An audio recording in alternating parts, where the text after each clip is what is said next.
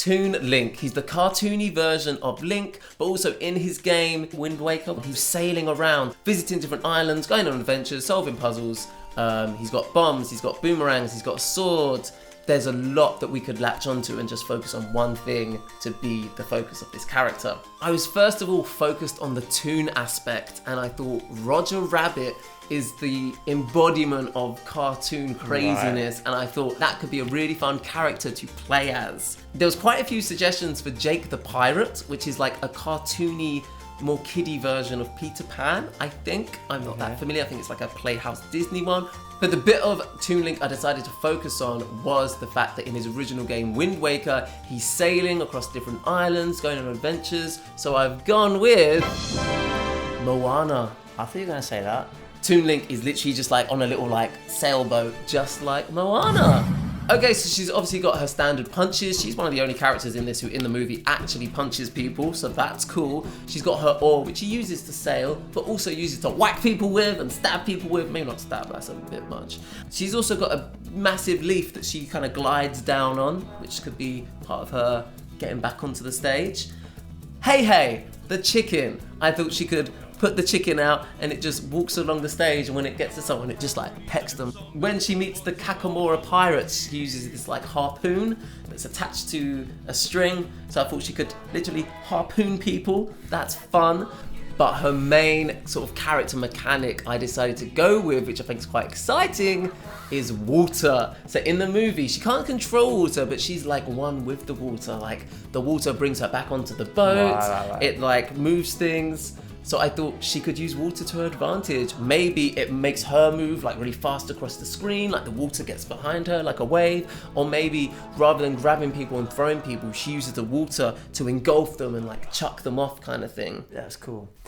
So obviously her first costume is just her standard look. Then we got a couple of costumes from the actual movie. First one is literally, all that's different here is her hair is tied up. But I thought that's probably enough of a visual difference to warrant a whole different costume. Next one is Bait Moana. This is when they're trying to get Tamatoa's attention, dressed up like this, which I thought was a funny little costume. And then we've got Finale Moana, which I think is a lovely costume. I like that one a lot.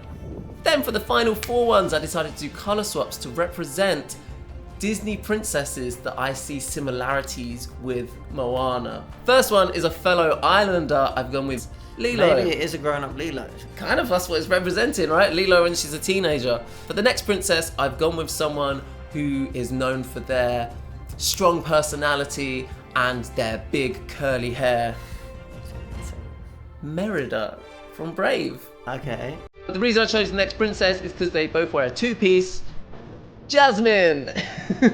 For the final one, I've gone with another princess who is known to be part of the water, maybe even part of your world. Pocahontas. Oh, Ariel. Ariel! She's also giving me Halle Bailey vibes as well. Let's look at the stage! End of the movie. All the water has parted and she's walking through to get to Takar. But where the water's parted behind her, I thought it could look really cool with different like whales or turtles like swim past, and it's just a flat stage, but just visually it would look epic with all the water shooting up behind you. And maybe in the water we see different characters who live under the water who maybe might not get into the game because of the fact that they can't breathe air. Like we might see Crush the Turtle like swimming past, Luca and Alberto, yeah, that'd be sick. Or maybe even some mermaids, I don't know. Or Nemo. And then her final smash is just Tikar, the fiery lava demon coming out from behind the stage. Just like that. And lava spills, or? Oh, just Takar will wreak havoc on your ancestors. So does Moana control the volcano? She'll hold up the Heart of Tafiti, and then Takar will come out. I've forgotten the plot of Moana. Isn't what's his face part of the stone or something? His name is The Rock, but he's not part of the stone. But I give you Moana. Out of 10. You gave Wall-E 8.5? Ooh, that's high. I'd say it's 7.8. 7.8. Okay.